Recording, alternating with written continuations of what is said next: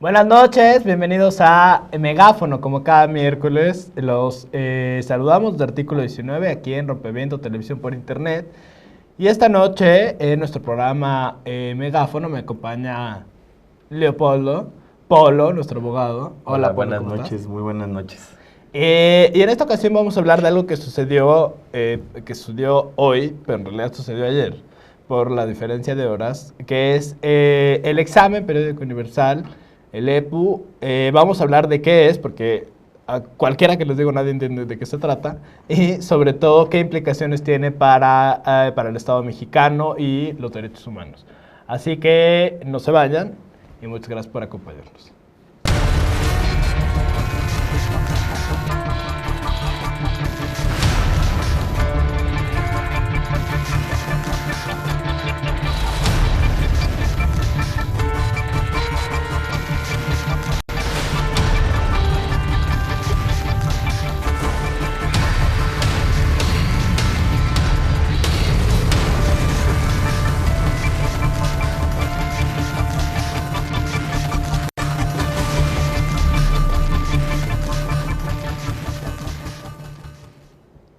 Pues ya estamos de regreso aquí en Megáfono y pues como cada semana tenemos un par de notas y en esta ocasión, Polo, pues tenemos una que hemos venido dándole vueltas desde abril, que como ustedes recordarán, Edward Snowden, este whistleblower, no solamente se confesó como autor de una filtración que compromete un montón de registros de la Agencia Nacional de Seguridad en Estados Unidos, sino que, apareció en Hong Kong, luego acabó en Rusia, y Rusia le dio asilo y anda por allá y está perseguido por la justicia de Estados Unidos. Parte de estas filtraciones tiene que ver con las actividades de la Agencia Nacional de Seguridad, Polo, sí. Y estas actividades tienen que ver con el espionaje.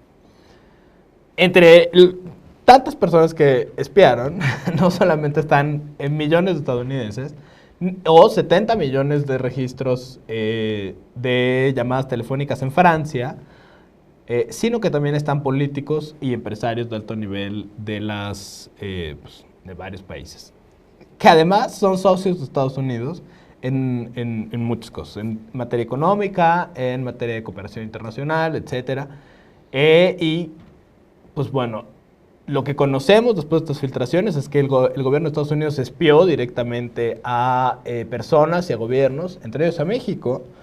Y esta semana lo que supimos, Polo, pues fue que a mi querido Felipe Calderón, que le mandamos un saludo hasta Harvard. Muy caluroso. A Felipe Calderón le espiaban el correo institucional de Presidencia de la República. Y se enteraban de todas las comunicaciones oficiales del expresidente, lo cual ya es un escándalo. Por sí mismo. Sí, sí, sí. Esto salió una semana. Hace un par de semanas, en septiembre, había salido que espiaron llamadas y mensajes de BlackBerry de Enrique Peña Nieto cuando era candidato a la presidencia de México, y también de la presidenta de Brasil, Dilma Rousseff. No solamente sus comunicaciones oficiales, sino en Brasil espiaron a competidores económicos, particularmente a los ejecutivos de las petroleras brasileñas, para ver temas económicos, de competencia, etcétera, etcétera. Esto, pues, sin duda es un escándalo. Es un gran escándalo y ya señalábamos que la reacción de Brasil y de México en aquel momento, cuando supimos que espiaban a Peña Nieto y que espiaban a Dilma Rousseff, pues contrastaban y fueron diametralmente opuestas, ¿no? Dilma Rousseff, pues defendiendo, digamos, la soberanía, atendiendo a que, pues, la buena fe internacional debe prevalecer. Sin embargo, pues Estados Unidos, como ya sabemos, no se caracteriza precisamente por respetar ese principio. Y México, pues, con la tibieza acostumbrada, también un tema de pragmatismo ahí atravesado, ¿no? En donde no se quiere como viciar la relación, si es que se puede viciar más. Pero ahora destaca el tema de Felipe Calderón, en donde Enrique Peña Nieto dice que se investigue. Pero como dicen muchos, pues si Estados Unidos no ha negado que ahí espiaba a Calderón. Hasta el momento no ha salido a desmentir. Y me llama mucho la atención que uno de los asesores en temas internacionales de Felipe Calderón ayer daba una entrevista, Rafael Fernández de Castro, cierto. y justificaba un poco diciendo que porque México recibía dinero por parte de la iniciativa Mérida, 300 millones primero, bueno, 30 millones, luego 300 millones de dólares, pues ellos tenían como un poquito de derecho a cuidar las manos al gobierno mexicano. Bueno, Entonces a mí me luego parece... está equivocado. Creo que, digamos, lo que tenemos que ver son varias aristas de este problema. Uno, que en efecto, el gobierno mexicano estuvo, o sea, tiene razón Rafael Fernández de Castro en el sentido de que el gobierno mexicano autorizó de facto este espionaje, pero no tiene razón que esto sea una justificación para el espionaje. Exacto, es decir, no hay justificación. no es justificación, a pesar de que tiene razón en que de alguna manera el gobierno mexicano se metió en esta camisa de 11 varas, de la cual no pudo salir. Sobre todo, creo que vuelve a tomar relevancia en este contexto, que Felipe Calderón está en Estados Unidos, de hecho, y que, digamos, su respuesta ha sido tibia. Otro expresidente ya se hubiera ido de Estados Unidos y los deja votados con Harvard, pero en esta ocasión pues nada más fue además por Twitter, exigió que se investigue. Ayer José Antonio Meade, el secretario de Relaciones Internacionales, de Relaciones Exteriores de nuestro país, justamente en Ginebra, donde estaba el examen periódico universal, dio una conferencia de prensa al respecto y dijo que le subió un poquito de tono. Y dijo, bueno, que no solamente que se investigue, sino que a su regreso se iba a llamar al embajador Wayne, para ya hacerlo de manera formal. Dijo que solo se iba a tratar de la vía diplomática, lo cual no me parece tan acertado. Y Peña Nieto, pues otra vez como no le está importando, a pesar de que puede ser que en este momento esté siendo espiado él mismo. Claro. Entonces, bueno, pues este tema está candente y lo más interesante es ver cómo los medios lo cubren. Es decir, 2 de 6 medios nacionales lo pusieron en portada, a pesar de que es un gran escándalo. Solamente 2 de 6 medios nacionales lo pusieron en portada y sobre todo, a pesar de que Estados Unidos en efecto no ha negado que esa información sea cierta, el lenguaje de los periodistas mexicanos y de incluso las autoridades es poniendo en duda la información solamente porque se trató de una filtración. Y esto, desde luego, pues es un error del periodismo, porque los periodistas deberían estar siempre a favor de la información que está en la filtración. Sí, porque no solamente porque es real, sino porque los whistleblowers tienen una función específica para el periodismo, que es acercarnos a la verdad de ciertos hechos de los gobiernos que están violando derechos o están cometiendo actos de corrupción, como es el caso del espionaje. Entonces, pues, hay que verlo. Hay que darle seguimiento. Pues, justo hablando de José Antonio Meade, que estaba ayer en Ginebra, pues no estaba en Ginebra de gratis. No, está precisamente en el marco del examen periódico universal, precisamente en el Consejo de Derechos Humanos de la ONU, que es un órgano, yo me atrevería a decir el máximo órgano en la materia a nivel internacional, donde tienen representación varios países. Y bueno, México estaba sometido a un escrutinio en cuanto a la vigencia de los derechos humanos, ya había sido examinado en el 2009, y para hablar del tema, pues tenemos aquí a Daniel Zapico de Amnistía Internacional.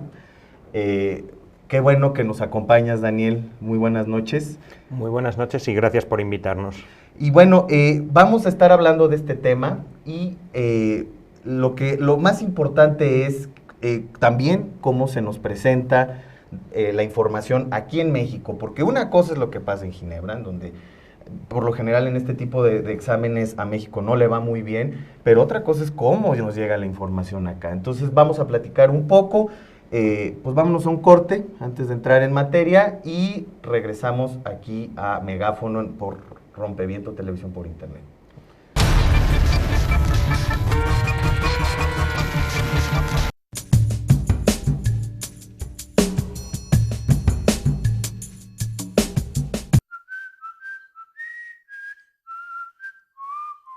mexicanos y mexicanas, en México estamos ganando la guerra contra el narcotráfico, aunque no lo parezca. Aquí no hay impunidad y quien comete un delito se le llama delincuente y se le enfrenta con todo el peso de la ley. En realidad no se trata de dividirnos a nuestro país. Yo ni los veo ni los oigo, porque ni nos beneficia ni nos perjudica, sino todo lo contrario. Si me preguntan sobre el precio de la tortilla, pues no lo sé. No soy la señora de la casa. Mi propuesta es muy clara. Por primera vez en la historia de este país, podemos decir con firmeza que hemos logrado garantizar empleos justos y bien remunerados para todas y todos los jóvenes de México.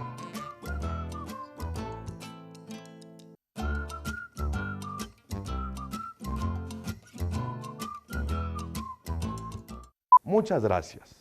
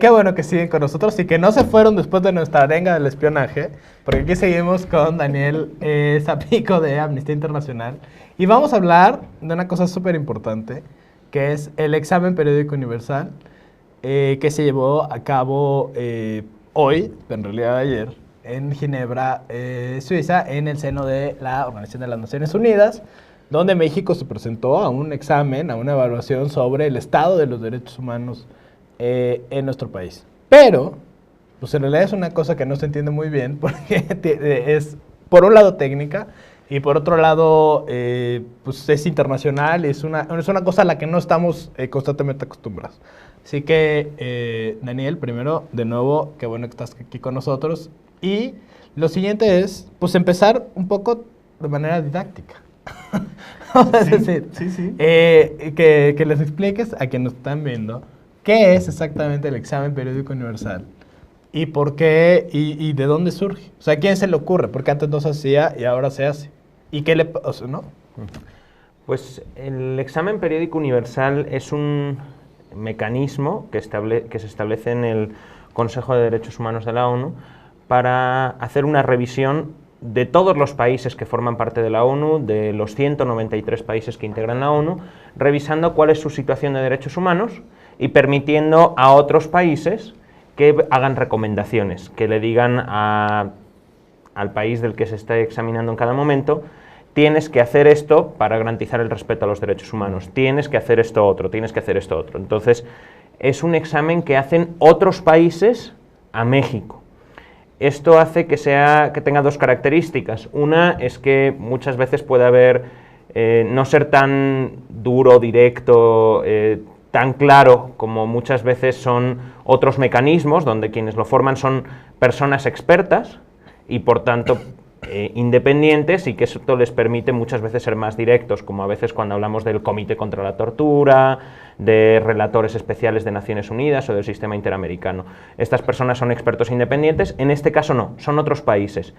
Y como contrapartida a esto, también es muy importante el hecho de que en ocasiones el hecho de que, aunque sea con un lenguaje muy diplomático, otros países le estén diciendo, en este caso a México, tienes que hacer esto, esto y esto, es muy relevante, porque son otros países que tienen relaciones económicas, que tienen relaciones políticas, que tienen intereses con México, claro, y que aún así le están diciendo a México, necesitas cumplir mucho mejor para garantizar el respeto a los derechos humanos. Entonces, tiene esta parte de que la diplomacia internacional a veces no es tan directa como nos gustaría, pero por otro lado es muy importante porque son otros países. Y aquí se comenzó este proceso hace unos 5 años, ya se revisó una vez a los 193 países de la ONU y ahora estamos en la segunda ronda de revisión. México, hace 4 años y medio, en 2009, fue revisado por primera vez, y el día de hoy estamos asistiendo a esta segunda revisión. O sea que es como la tanda.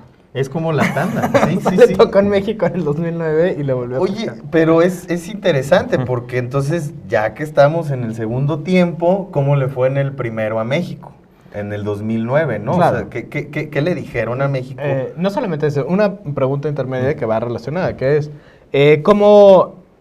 Bueno, eso no lo sabemos del todo, pero supongo que las preocupaciones de cada país las recogen un poco de los documentos de Naciones Unidas, de estos otros mecanismos, de la relatoría, es decir, las preocupaciones de los países, yo veía algunas de las preguntas que se le hicieron a México y son algunas muy específicas. Es decir, como estas preocupaciones vienen, ¿de dónde vendrán esas preocupaciones? Y lo siguiente es cómo le fue a México en el 2009. Pues las preocupaciones salen de 3 lugares, básicamente. Este mecanismo funciona con 3 documentos. Uno es un informe que hace el país, diciendo cómo se ve a sí mismo. Aplaudiéndose a sí mismo. En este caso, la Secretaría de Relaciones Exteriores de México publicó hace unos meses un informe diciendo cómo veían la implementación en México de las autoevaluación. Puede ser una autoevaluación si hay voluntad de evaluar, pero sí. En segundo lugar, un informe hecho por la Oficina de la Alta Comisionada de las Naciones Unidas para los Derechos Humanos, donde se habla de las recomendaciones, por ejemplo, de los mecanismos especializados de Naciones Unidas, como el Comité contra la Tortura, por ejemplo. Y, en tercer lugar, otro informe que hace también la Oficina de la Alta Comisionada de Naciones Unidas para los Derechos Humanos, pero en base a los documentos, a los informes que le presentamos las organizaciones de la sociedad civil, que presentan académicos, etc. En este caso ha habido muchos informes sobre México, son informes muy breves, alguien a veces nos mira, pero nos mira mal diciendo, ¿cómo va a ser un informe de 10 páginas? Pero es que tienes que hacerlo muy breve para que te tengan en cuenta. Y en este caso muchísimas organizaciones mexicanas, tanto agrupadas en cuestiones temáticas, etcétera, como individualmente han presentado informes, hemos presentado informes a Naciones Unidas para que hiciera este resumen de las organizaciones de la sociedad civil. Y además, desde la sociedad civil, después hemos trabajado mucho en hacer llegar estas preocupaciones a las embajadas. El día de ayer había un evento en Naciones Unidas también, bueno, en Ginebra, una preaudiencia donde muchas organizaciones mexicanas que estaban allí presentes estaban exponiendo a las embajadas, a las representaciones diplomáticas en Ginebra, cuáles son las preocupaciones, hemos tenido muchas reuniones, etcétera. Entonces, muchas de esas preocupaciones vienen de ese contraste entre lo que dice el gobierno, lo que dice Naciones Unidas y lo que dice la sociedad civil. Y nosotros nos quedamos aquí para estar en este programa y no estamos en Ginebra, porque Artículo 19 y Amnistía Internacional presentamos por separado informes acerca, justamente para el examen periódico universal, y mírenos aquí trabajando aquí, con ustedes, en lugar de estar en Ginebra. Haciendo contrainformación para evitar. Bueno, ¿y cómo le fue a México en el 2009? Pues en el 2009 México recibió muchísimas recomendaciones. ¿Cuántas? ¿Como 90 y tantos? En torno a 90, pero sobre temas como arraigo, como fuero militar, como los temas relacionados a la retirada de reservas de tratados internacionales. México ha firmado muchos tratados internacionales de derechos humanos, pero muchos ha dicho sí, pero no, en ciertos aspectos. Entonces, pues eso también le pedían que lo retiraran. En temas relacionados con la discriminación contra comunidades indígenas, la violencia contra las mujeres, la impunidad en los ataques contra periodistas, toda una serie de ámbitos donde en 2009 México aceptó, porque después de estas recomendaciones el país decide si acepta o no las recomendaciones. México aceptó casi todas, rechazó dos específicamente, que son el arraigo, diciendo que era necesario para combatir el crimen organizado, etcétera, y el fuero militar. Rechazó limitar el fuero militar para garantizar que las violaciones de derechos humanos cometidas por militares sean juzgadas por tribunales civiles. Entonces, esto fue un poco el resumen de lo que pasó en 2009. Muchísimas recomendaciones, México aceptó casi todas, pero sí puso un alto en dos de ellas muy importantes. ¿Aceptar las recomendaciones es vinculante para el país? Es decir, ¿es un compromiso del Estado mexicano o no? ¿O los puede aceptar y no pasa nada? En principio, la aceptación es mostrar la voluntad política de que se van a cumplir. Claro. Esa es la verdadera función. Al final, no existe, por desgracia, un mecanismo que garantice que esas recomendaciones aceptadas se van a implementar, pero sí es un acto de voluntad política, y en ese caso el gobierno del presidente Calderón decidió aceptar las recomendaciones y decir que se iban a cumplir. Oye, ¿y cómo es el mecanismo, digamos, ya más detallado? ¿Cómo funciona? ¿Lo ponen en el banquillo a un representante del Estado? O sea, digamos, ¿cómo es la teatralidad alrededor del EPU? Para entender un poco cómo funciona, nos explicabas esta primera parte en donde es un dolor de cabeza para las organizaciones resumir la situación de los derechos humanos en 6 páginas, o si es informe conjunto en 10 o 11 páginas, casi todo se va a notas al pie, y luego es mucho más frustrante saber que eso se resume todavía más en un informe que presenta la OACNUR. Pero bueno, finalmente pues tiene un efecto práctico, son muchos países por examinar. Pero, ¿cómo fue ahorita, digamos, atendiendo a mi ser abogadil, cómo son cómo es el formato del informe y cómo fue en el caso de México, quién habló, le someten a preguntas, qué participación tiene la sociedad civil en ese examen, en la audiencia, por así decirlo? La sociedad civil, su participación más fuerte, o nuestra participación más fuerte, viene de antes. Muchas veces cuando llegamos ya a la sesión en Naciones Unidas, ya a los países no se le ocurren las preguntas ahí, ya están decididas, ya están consultadas con sus cancillerías y demás. Entonces, la parte fundamental del trabajo de la sociedad civil la hacemos con antelación, precisamente para garantizar que los temas estén puestos ahí el día de la audiencia. En la audiencia básicamente está el Estado mexicano. En México decide la composición de la delegación que va. En este caso, pues la máxima autoridad fue el canciller Meade, fue también la subsecretaria Lía Limón, por ejemplo, fue la Comisión Nacional de Derechos Humanos, fueron también representantes tanto del Senado como de la Cámara de Diputados, donde estaban exponiendo pues, sus respectivos puntos de vista sobre la situación de derechos humanos en México. Y después son los países quienes tienen apenas un poco más de un minuto para hacer sus preguntas y sus consideraciones. Entonces, todo el proceso está pensado para ser muy ejecutivo. Es una sesión donde puede haber 80 países preguntándole cosas a México en apenas 2 horas, 2 horas y media. Esto hace que sea muy rápido, que no dé tiempo a profundizar, pero precisamente por eso es tan importante el trabajo que hacemos antes, claro, para posicionar los temas, para que no sea una pregunta que a alguien se le ocurrió, sino que realmente cuando un país está dispuesto a cuestionar a otro en un foro público tan importante como este, tiene la certeza de que está hablando teniendo los elementos suficientes para ello. Muy bien. Oiga, pues tenemos un video. Sí tenemos producción, ¿tenemos un video? o hasta la siguiente. Ok, Entonces se los guardamos. Se los guardamos, porque prepárense para el video.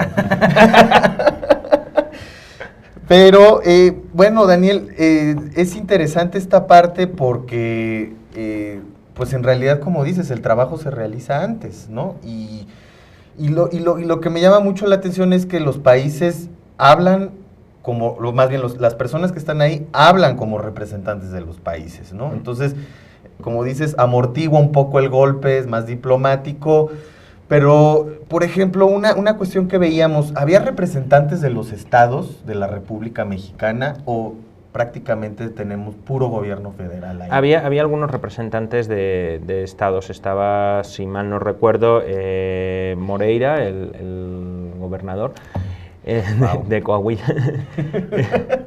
Entonces, bueno, sí había representantes de los estados. Y México ha intentado que su delegación sea plural en ese sentido, y otra cosa es que esa pluralidad se traduzca después en una efectiva implementación de las recomendaciones, que es donde creemos que es importante que después vaya efectivamente no solamente a ser que alguien comparece, sino que además esa participación en esa delegación tenga efectividad a la hora de que México después implemente correctamente todas estas recomendaciones. Pues ya para entrar en materia en el siguiente bloque, pues nos vamos a un corte en este momento y regresamos para ver cómo le fue a México hoy o ayer en el examen periódico universal. Regresamos.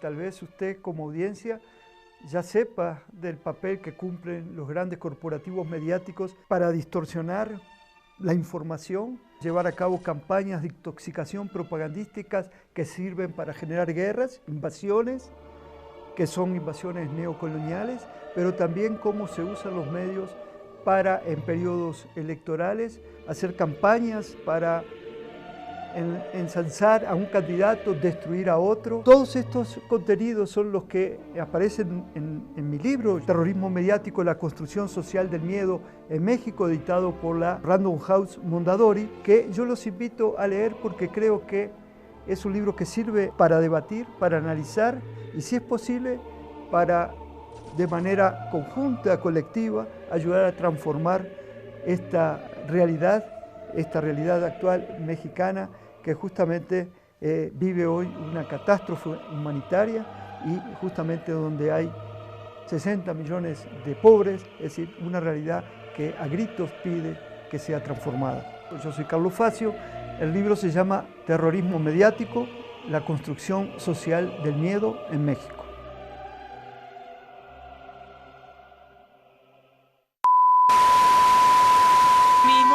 En 1996, una caravana de Televisa recorre la Calzada de los Misterios. Es el año en que el abad de la Basílica ha decretado que Juan Diego no existe. Así comienza la historia de mi novela La Nación TV, la novela de Televisa. ¿Cuál es la historia de Televisa, no solamente en su relación con el poder político y el económico, sino incluso a nivel de las oficinas? ¿Qué pasaba en los foros? No existe una sola historia de Televisa, sino varias de sus versiones. Nación TV, que es una novela que yo hice, cuenta una de las posibles versiones de la historia de esta televisora durante 50 años. Está publicado por Grijalvo y ya lo pueden ir a comprar.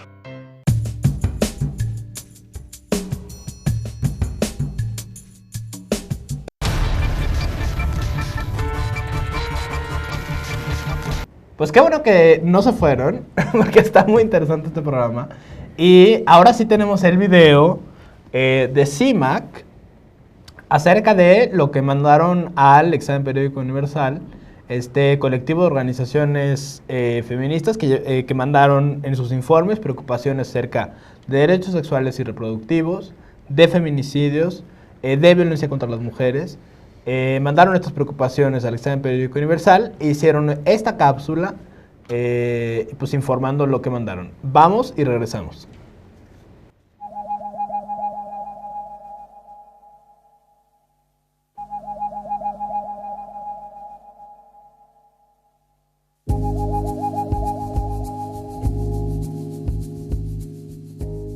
De cara a la próxima 14ª sesión del Examen Periódico Universal, Mecanismo de las Naciones Unidas, que se llevará a cabo en octubre próximo en Ginebra, Suiza, las organizaciones civiles X, Justicia para las Mujeres, el Observatorio Nacional del Feminicidio y el Grupo de Información en Reproducción Elegida denunciarán al Estado mexicano sobre la situación de los derechos humanos de las mujeres.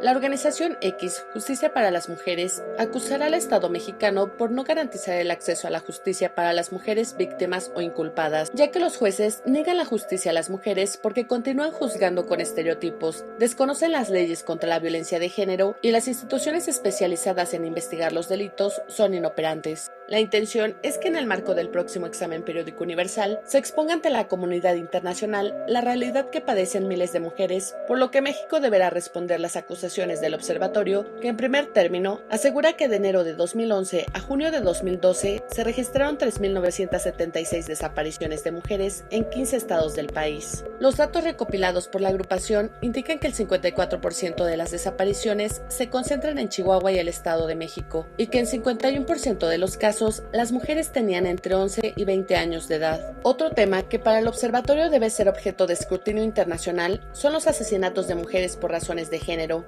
ola de violencia que de 2007 a junio de 2012 dejó 4.112 víctimas en 3 estados del país. Por su parte, el Grupo de Información en Reproducción Elegida elaboró un reporte en el que expone que las mexicanas no acceden a anticonceptivos ni a la interrupción del embarazo y advierte que son criminalizadas en caso de tener un aborto, así sea inesperado. Por tanto, esperan que en octubre próximo los estados den relevancia al tema. El informe Omisión e Indiferencia, también elaborado por GIRE, asienta que después de 2007, un total de 17 estados aprobaron reformas constitucionales para proteger la vida desde la concepción-fecundación. Tras esas modificaciones, entre 2009 y 2011, 679 mujeres fueron denunciadas por el delito de aborto. GIRE pretende evidenciar la criminalización del aborto y hacer evidente la necesidad de que México reorganice su legislación penal para evitar más mujeres presas por aborto. Pues bueno, teníamos ahí la situación en uno de los temas de mayor preocupación, sin duda, que es la violencia de género, derechos sexuales y reproductivos, feminicidios, pero también es que se nos viene un mar de temas. Yo creo que por eso para el Examen Periódico Universal se exige la síntesis, una capacidad de síntesis impresionante, porque en México estamos mal en muchas cosas: seguridad y justicia, temas de género, pueblos indígenas, periodistas, y libertad de expresión desde un punto de vista más amplio, defensores y defensoras. ¿Qué dijo el Estado mexicano en su informe que presentó ahora en 2013 y que fue examinado hoy? ¿Qué fue lo que presentó? ¿O con qué cara se presenta ante el mundo en materia de derechos humanos? Pues el informe del Estado mexicano en este caso es bastante decepcionante. Es muy decepcionante en el sentido de que es un informe lleno de referencias a la aprobación de leyes, a la aprobación de políticas, a la aprobación de planes, que no se ve reflejado para nada en la realidad. El informe de México prácticamente no tiene cifras. No tiene cifras sobre la situación de violaciones de derechos humanos que se producen en México, sobre el impacto de las medidas que toman, porque pues está muy bien adoptar una reforma legislativa en un determinado ámbito, pero ¿están sirviendo esas reformas legislativas?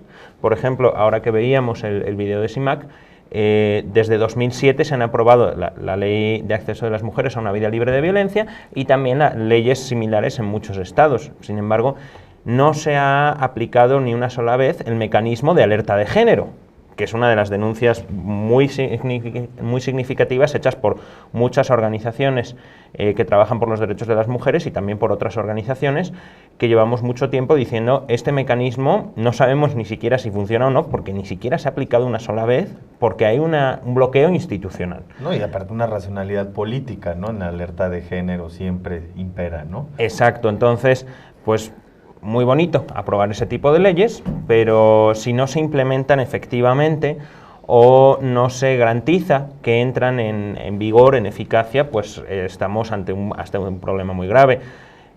Un tema que, por ejemplo, México destacaba es la reforma penal que se aprobó en 2008, que se debe de ir implementando, que México reconoce que solamente ha sido implementada efectivamente en 3 estados, pero, por ejemplo, olvida hablar de cuál es la situación en esos 3 estados. Pensemos en Chihuahua, uno de los estados que ha implementado la reforma y que, Polo, tú muy bien podrías hablarnos de ello seguramente, con casos como el de Israel, sí, donde la evidencia es su testimonio obtenido bajo tortura, aparte de otra serie de cosas que vician el proceso penal en su contra. Y eso a pesar de que ya tiene el nuevo proceso penal acusatorio oral. Sí. Entonces, de poco nos sirven esas reformas legales si no cambiamos las formas de hacer las cosas, la implementación efectiva de las políticas, si no hay recursos para su implementación, si no hay evaluaciones, porque muchas veces también se pone el dinero, pero nunca sabemos en qué se gasta, o nunca sabemos cuáles son las acciones concretas que se han tomado y sobre todo la efectividad de esas acciones. No hay implicación muchas veces de las personas que se van a beneficiar de una política pública, no están implicadas normalmente en el diseño, la implementación, el monitoreo y la evaluación de esas políticas. Todo esto son elementos que están ausentes de ese informe de gobierno. Entonces, pues, es un informe muy plagado de esas reformas legales, de esas reformas de procedimientos, protocolos, planes, pero no hablan de la realidad que se vive en México. Muy bien. Ahorita quiero un poco cambiar la dinámica porque esto ya es interesante. Es decir, el Estado mexicano se presenta con un informe de alguna manera corto, o sea, corto en alcance, corto de miras y de presentar al mundo, pues quizá una autoevaluación en el sentido más crítico de la palabra, decir, bueno, en esto sí fallamos, etcétera, sobre todo porque parecía que los cuestionamientos se parecían muchísimo a los de 2009 y ya pasaron varios años, 4 años desde 2009, donde se pudieron implementar un montón de cosas y que el tono de este examen fuera distinto. O sea, a mí me interesaría, Polo, que ahora también te conviertas en un invitado y que nos platiques sobre todo, a ver, que hay 2 informes, o sea, aquí tenemos 2 informes sobre la mesa. Uno que presentó Amnistía Internacional, que ahorita, Daniel, quiero que nos platiques sobre qué mensaje querían dar en este informe, es decir, frente a esto que vimos del Estado mexicano, que en efecto, ustedes lo pueden ver en la página de Relaciones Exteriores, el informe que presentó el Estado mexicano, pues es de una aridez absoluta, es decir, es como un 90 y pico de párrafos solamente con hicimos, se reformó y ya, no tiene ninguna visión política. Y un poco, ¿qué contenido tiene el informe de artículo 19? Sí. Que fue específicamente temas de libertad de expresión y cómo contrasta con lo que mandó el Estado mexicano. Entonces, ¿qué te parece si empezamos contigo, Paul? No, sobre el informe de artículo 19 que presentó para el examen periódico universal. Sí, atendiendo a las recomendaciones del 2009 que emitió el EPU, bueno, el Consejo de Derechos Humanos, recomendaciones muy puntuales sobre violencia contra periodistas y defensores, sobre leyes que inhibían la libertad de expresión y sobre el tema de telecomunicaciones, que también es todo un tema a nivel nacional. Vemos que del 2009 para acá, bueno, hasta marzo, que fue el corte de caja que hicimos y que teníamos que enviar el llamado informe sombra, pues las agresiones contra periodistas habían ido al alza, ¿no? Y que lejos de que la FEADLE, por ejemplo, que antes era la Fiscalía de Atención a Delitos contra Periodistas, le cambian el nombre en el 2010, y eso se está presentado como un logro por parte del Estado mexicano en este informe, pues no había tenido éxito en abatir la impunidad, una impunidad que es del 90% de los casos y que es pues escandalosa. El tema es que también se presenta este fenómeno de desplazamiento de periodistas a partir del 2011, lo cual agrava la situación. Exponemos un poco el tema de publicidad oficial, ¿no? De este mecanismo de control y de censura indirecta que utiliza el Estado mexicano de manera muy particular para asignar dinero público a los medios de comunicación, y cómo hay medios que en un 90% dependen de eso. Y informábamos también sobre el tema de la difamación y calumnia, los llamados delitos contra el honor. Desde el 2007 le están recomendando al Estado mexicano que derogue los delitos de difamación, calumnia en los códigos penales. A nivel federal se hizo ya en 20 estados, pero todavía 12 mantienen estos delitos contra el honor. Y vemos, por ejemplo, el estado de Baja California, hemos hecho una campaña ya, la UACNUD ha estado por allá, y los diputados, lejos de derogar estos delitos, pues los utilizan. Ya han metido denuncias contra periodistas muy recientes con motivo de la campaña. En Tlaxcala metieron a la cárcel. En Tlaxcala metieron a la cárcel al director de Consulta, y denunciaron otros 5 periodistas. Es decir, sigue siendo un mecanismo político de inhibición. Entonces se presentaba un panorama totalmente desolador, para decirlo muy claro, y un nulo avance, y al contrario un retroceso en materia de libertad de expresión, ¿no? ¿Y qué contraste hay con es decir, cuál fue el contraste entre el informe que mandamos como artículo 19 y el del Estado mexicano? No, bueno, el Estado mexicano, como te decía, hay 6 párrafos al respecto. Hay 6 párrafos al respecto por parte del Estado mexicano. Se creó la FEADLE en el 2010, ese es su informe. Se aprobó la Ley de Protección a Personas Defensoras de Derechos Humanos y Periodistas, y se implementó el mecanismo con sus diferentes, digamos, instancias que lo integran, la Junta de Gobierno. Eso se presenta como un logro, y se presenta como un logro 85 solicitudes de incorporación al mecanismo, pero nada sobre la efectividad del mismo.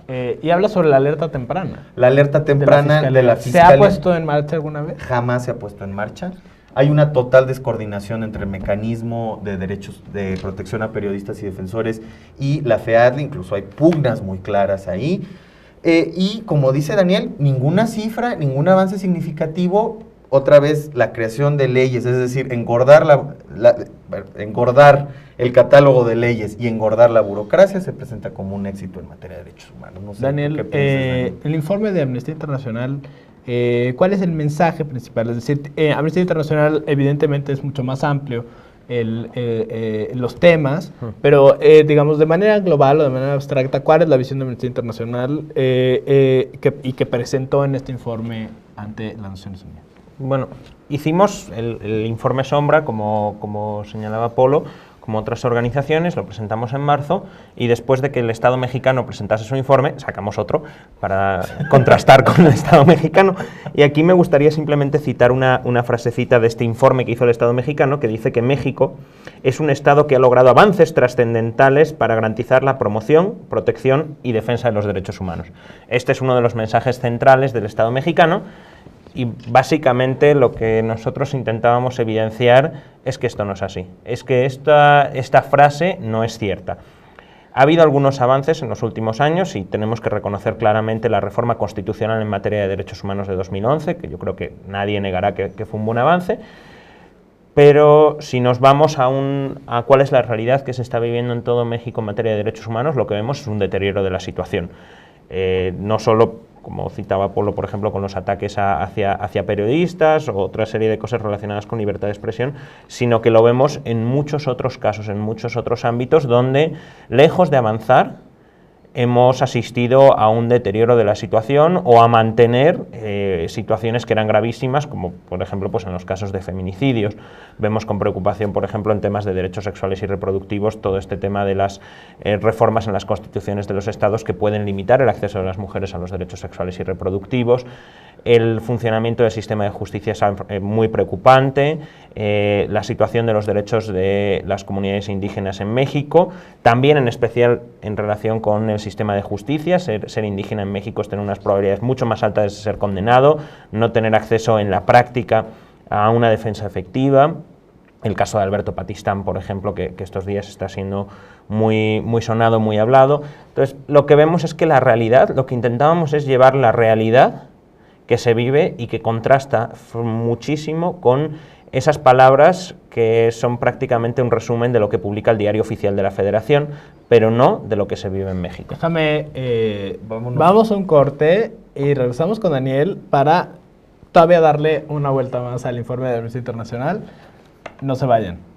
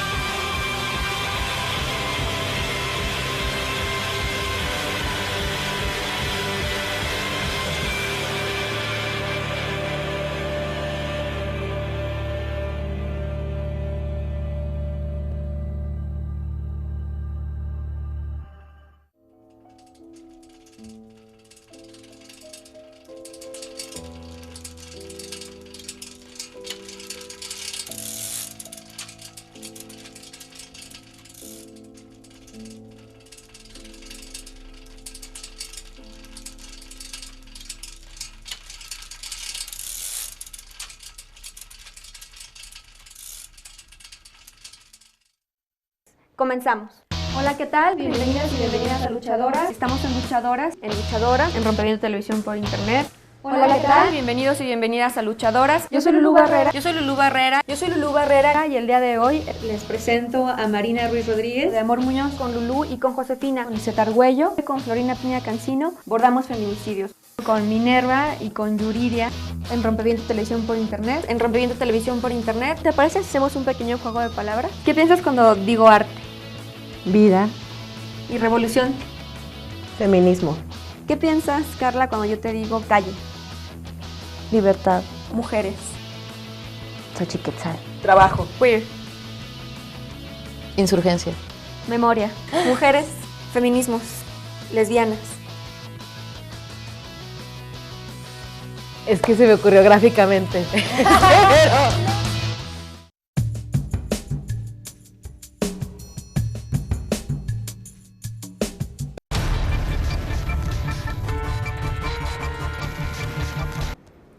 Qué bueno que siguen con nosotros aquí en Megáfono, en Rompeviento Televisión por Internet. Estábamos hablando con Daniel Zapico del examen periódico universal. Daniel Zapico es de Amnistía Internacional.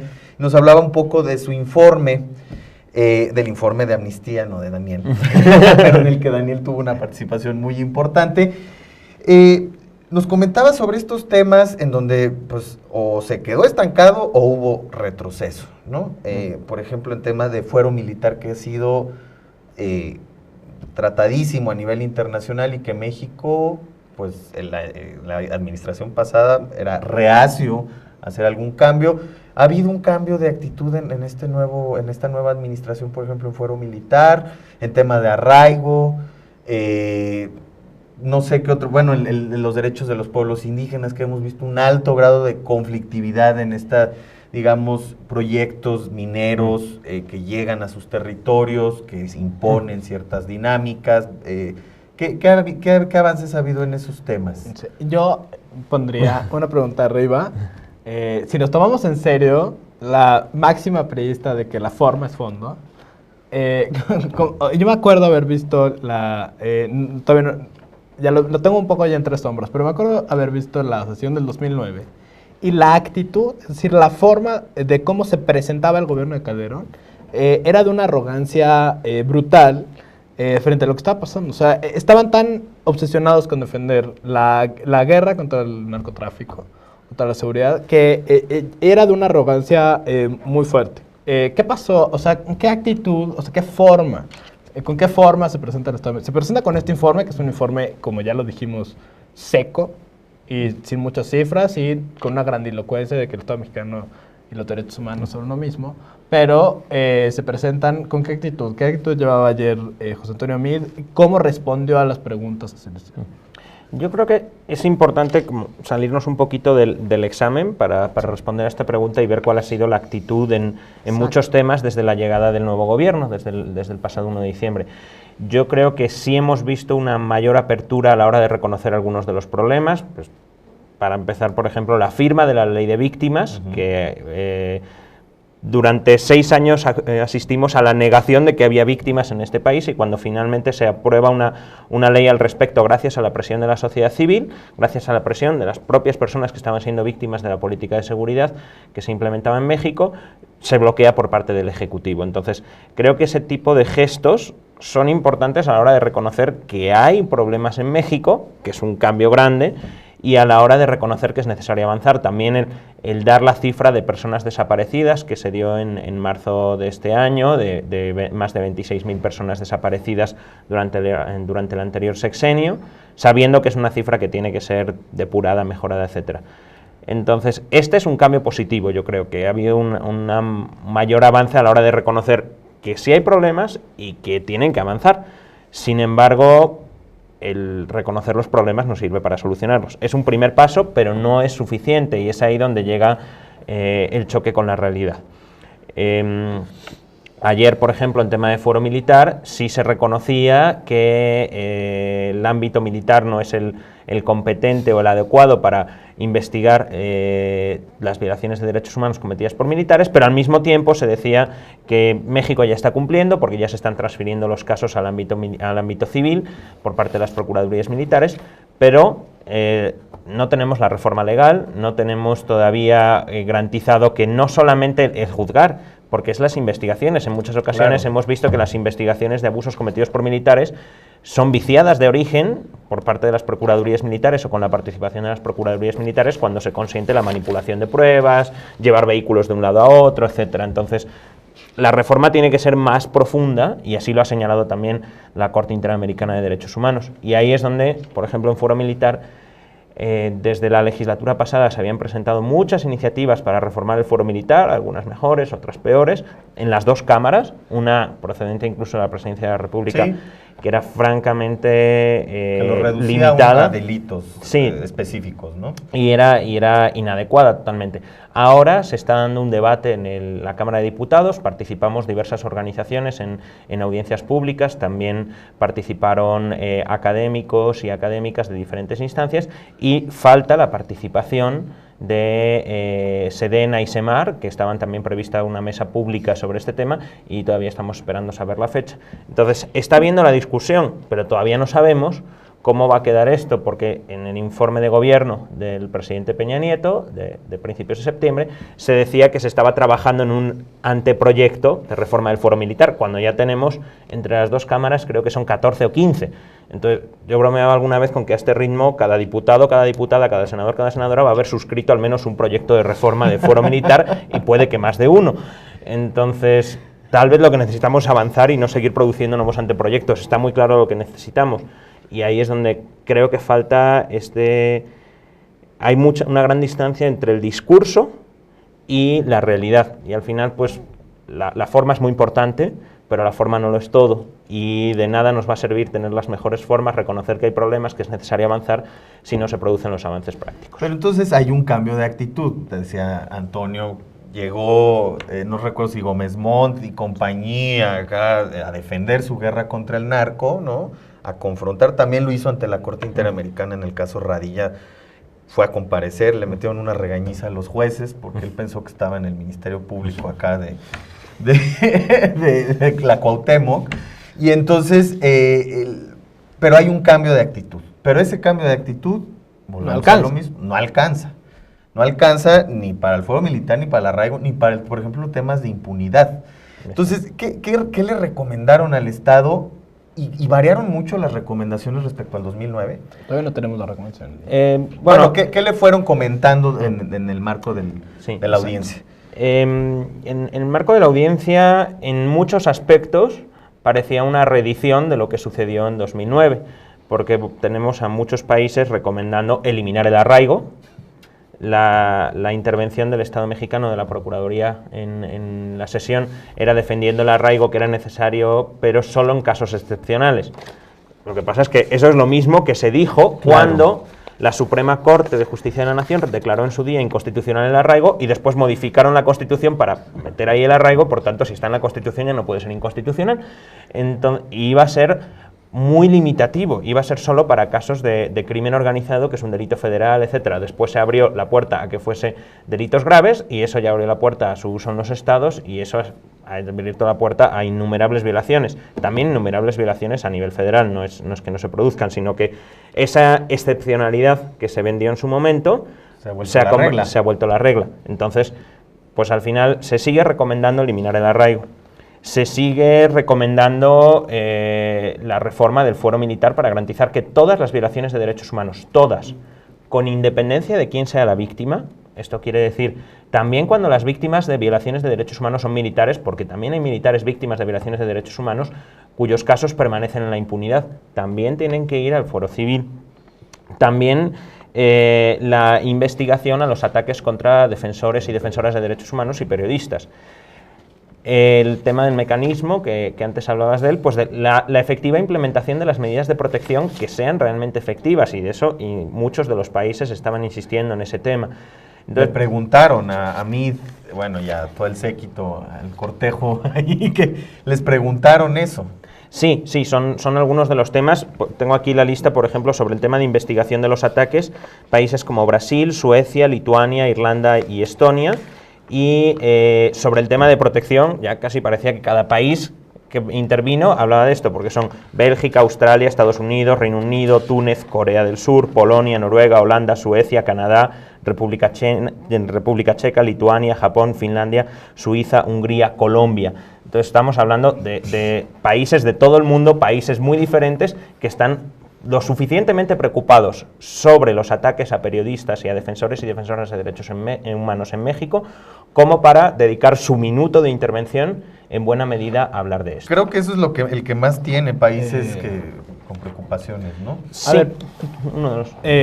ya como para ir cerrando, creo que parte de las conclusiones es que el Estado mexicano y su informe, que está lleno solamente como de cambios institucionales, no alcanza para la realidad, es decir, está desfasado de lo que está pasando, que lo que vimos en la audiencia de ayer fue con las mismas preocupaciones que en 2009, es decir, si realmente fuera un examen donde se califica, México hubiera reprobado, si entre el 2009 y el 2013 no cumplió sus propias recomendaciones que aceptó como Estado mexicano.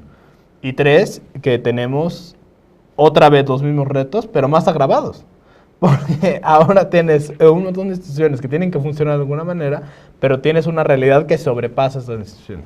Sí, sobre esto último, solo una reflexión, que es una cosa que hemos visto en muchas ocasiones.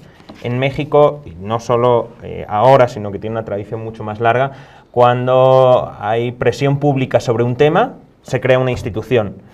Y parece que esa es la solución y parece que eso es lo que va a contener el problema. Y después no se vuelve a mirar hacia el problema con independencia de que se continúe agravando. Y estamos hablando de muchos ámbitos donde se ha hecho eso, se crean instituciones especializadas que no han servido para transformar la realidad.